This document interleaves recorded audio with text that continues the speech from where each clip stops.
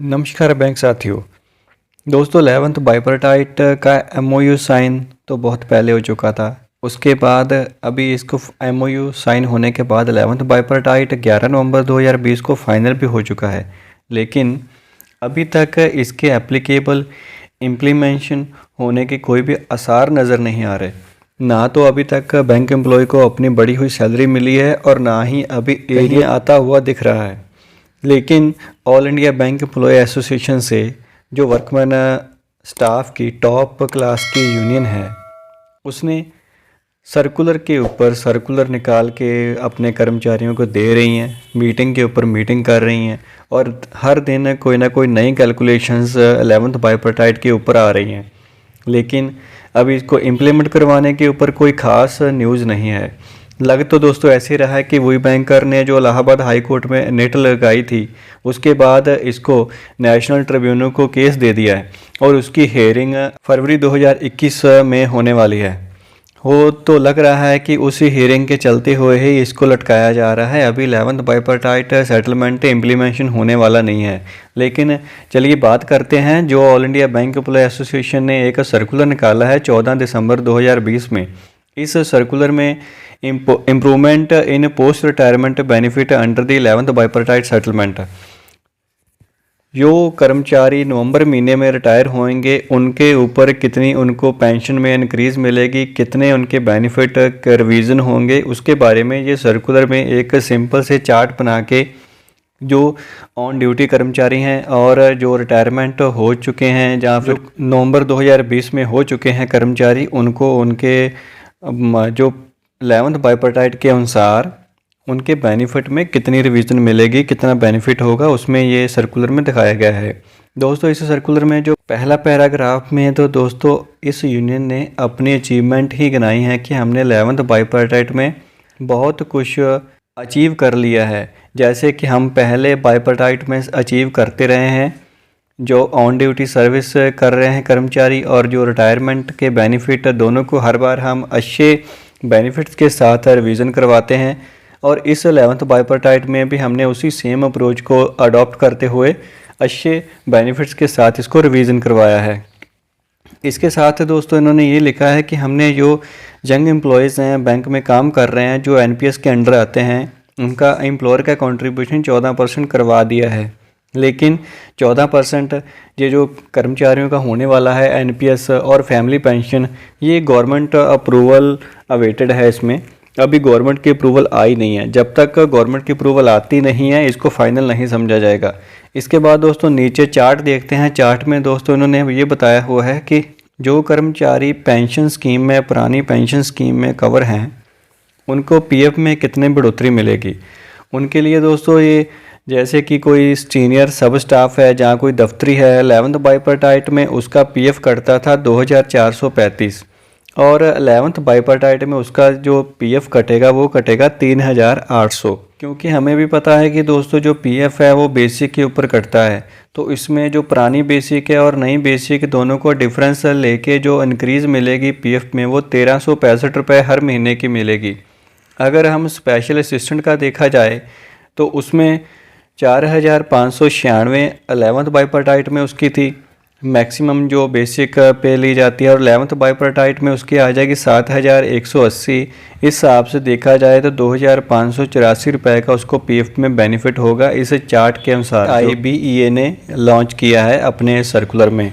इसके बाद दोस्तों जो कर्मचारी एनपीएस में कवर हैं और उनका इस 11th बाइपर्टाइट में हो जाएगा 14%, उसके हिसाब से इन्होंने कैलकुलेशन बना के दी है कि फॉर एग्ज़ाम्पल नवंबर 2020 महीने की जो कर्मचारी सब स्टाफ हैं और स्टेज 1 पे हैं, उनका 10th बाइपर्टाइट के अनुसार बेसिक प्लस डीए जो कि 10% कटता था 1739 रुपये, और 11th बाइपर्टाइट में 14% कटेगा बेसिक प्लस डीए का 2515 रुपये। इस हिसाब से उनको इनक्रीज़ मिलेगी 776 रुपये की, जो कि 11th बाइपर्टाइट के इम्प्लीमेंट होने के बाद मिलेगी।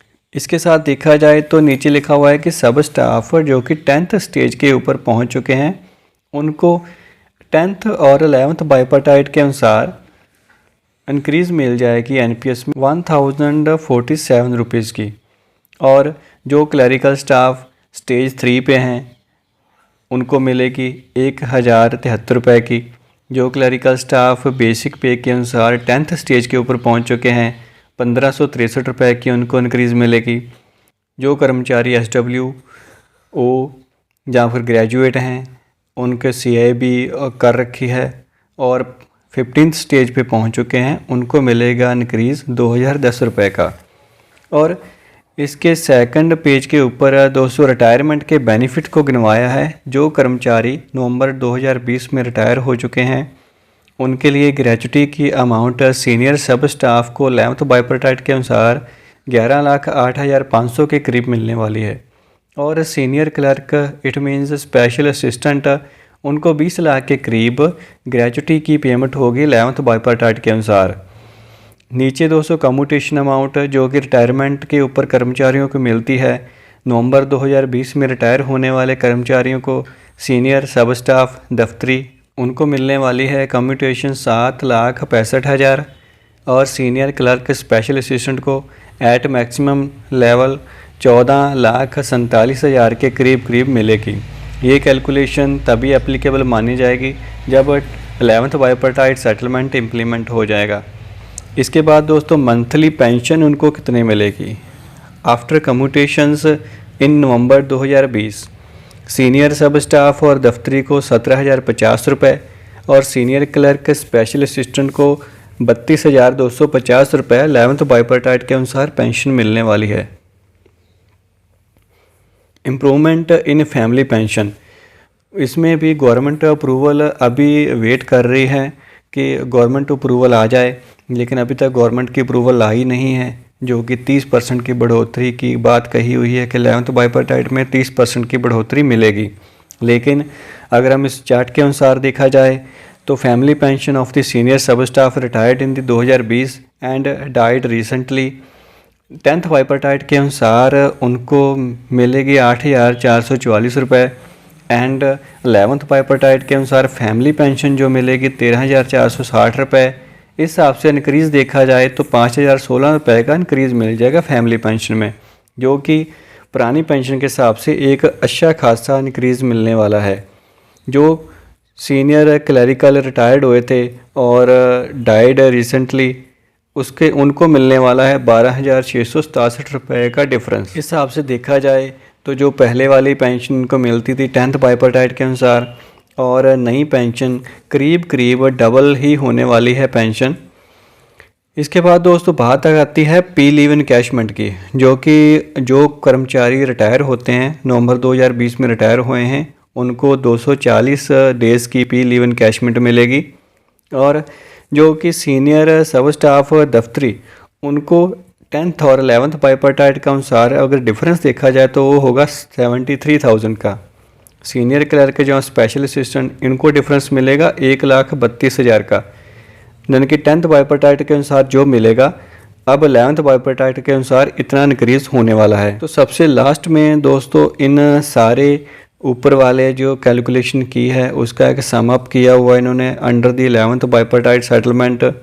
जो क्लरिकल स्टाफ में आते हैं सीनियर सब स्टाफ दफ्तरी at the maximum retired in November 2020 उनको gratuity commutation P leave encashment own contribution to PF and monthly pension plus DA सारी इनको कैलकुलेशन करके दी है कि उनको रिटायरमेंट के ऊपर कितने बेनिफिट मिलने वाले।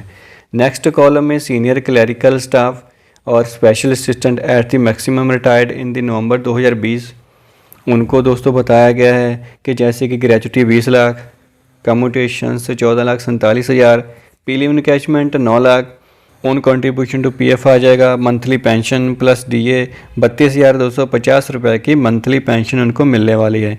ये सर्कुलर दोस्तों जारी किया हुआ है जनरल सेक्रेटरी AIBA के CHV ने।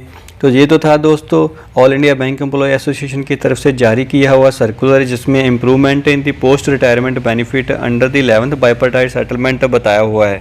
दोस्तों यूनियन के अनुसार अभी सिर्फ आप अपनी कैलकुलेशन में उलझे रहो, अपनी कैलकुलेशन करके रखो, आएगा तब आएगा जब आएगा, लेकिन अभी कोई जल्दी से जल्द आने के आसार दिख तो नहीं रहे। तो दोस्तों चलिए मिलते हैं नेक्स्ट वीडियो में। Please like share this video.